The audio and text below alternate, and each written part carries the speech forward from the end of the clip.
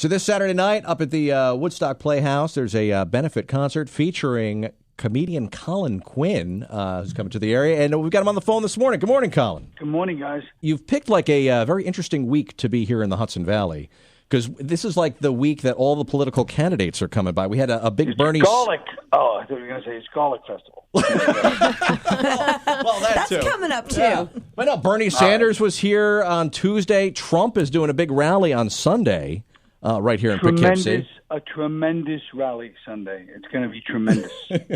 Now, have you been like, are you like interested in this whole thing that's going on? I know, you follow the Constitution quite closely. Yeah. Well, I'm interested in, I'm interested in who's going to be the last president of the United States, of course. Yeah, I mean, it's exciting. It's an exciting time. Have you ever attended like a political rally or something like that? Have you ever been to one of these things? No. But yesterday I was in the village, working on stand-up, and they had Bernie Sanders at Washington Square Park. All the streets were blocked off. There's 25,000 people. And I could hear, first of all, Vampire Weekend was there, but I could hear from 3 blocks away, Tim Robbins over the loudspeaker. I was like 3 blocks away. And I go, why do I hear Tim Robbins' voice right now? I forgot there was a big rally. And he's just going, yes, and the corporations, and obviously he's not Tim Robbins. He doesn't start with corporations. I think he does that every Wednesday anyway, whether Bernie's there or not. So. I think but he kind of retired for like 10 years, and now he's dusting off the old act. So now, we were reading that. I always thought that you were like a Brooklyn guy and you grew up in Brooklyn, but somebody told me that you actually went to school up in Woodstock. Is that true? I went to school in Woodstock for 6 months back when I was 12. Okay, so 6 months. Yeah, and then I lived in Brooklyn before and after. But 6 months I was a Woodstock resident, and I went to Woodstock Elementary. So now, how did you wind up in the area for like 6 months? What happened? We just ended up, my whole family's like we've been connected there. My sister lived up there. My aunt lives up there. We just were always around Woodstock for some reason. I think a lot of people in the early 70s were ready to make the move, and we certainly were. Because it looked like Brooklyn was going to fall. It looked like the Warriors. It was real like Warriors. So you were almost like the family was just ready to pick up and move on up to Woodstock and become hippies. Yeah, I think we were testing it out, and but it was but we ended up going back. But I almost lived in Woodstock. So what do you think the reason was why you got it? Just wasn't for you? It was the tofu, or no? I don't think tofu existed in those days. I always tell people my favorite thing was we would go down to the mill stream and watch all the nude, hippie bathers. Like, that was a big thrill. A big thrill. Almost like a unnaturally big thrill when you think about it. I was like, Jesus. Even at that age, I was like, get over yourself. Relax. Play sports. What's the matter with you? It almost became like a passion of mine.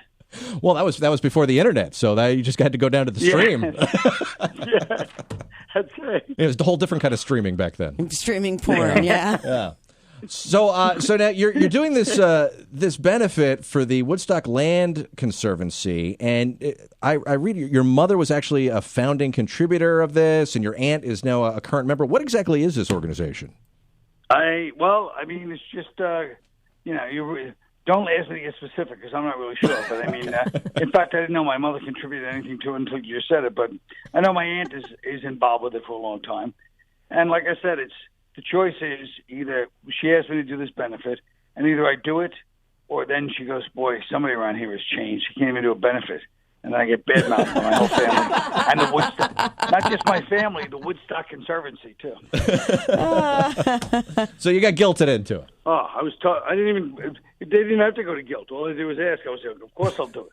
All right. I've been around a long time. I know, you read ahead of the curve, So now I know you did the unconstitutional show, which I love that. I was so great. Now, thanks. Now, what is your thoughts about what's going on right now with like everybody being offended by stuff? It's got to be a little difficult, especially when you go out and you put yourself on the line doing stand up. I know Robyn and we've been doing this show all week with the Bernie rally and the Trump rally, and it seems like whichever one we're talking about, the other people are just getting pissed off and angry at us.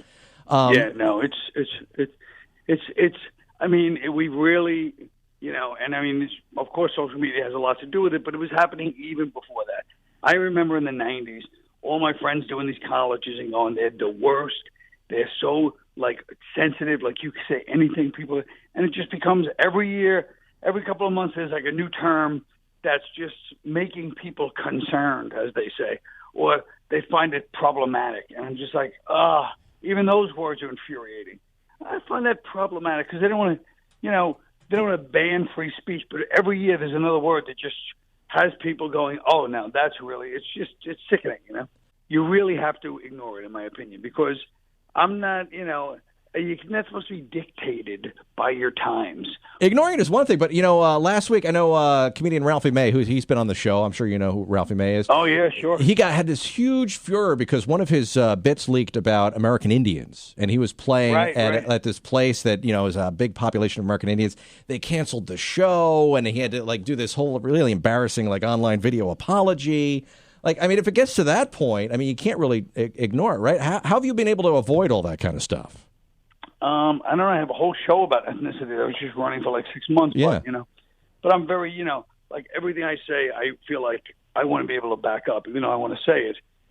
I never say anything I never say anything that I haven't written in joke as a what I think is funny. You know what I mean? I didn't see the Ralphie May bit, but I know it was a serious thing. They said, this is not funny, but they put a $25,000 bounty out on him. I know. I think they were literally going to scalp him. I think they were.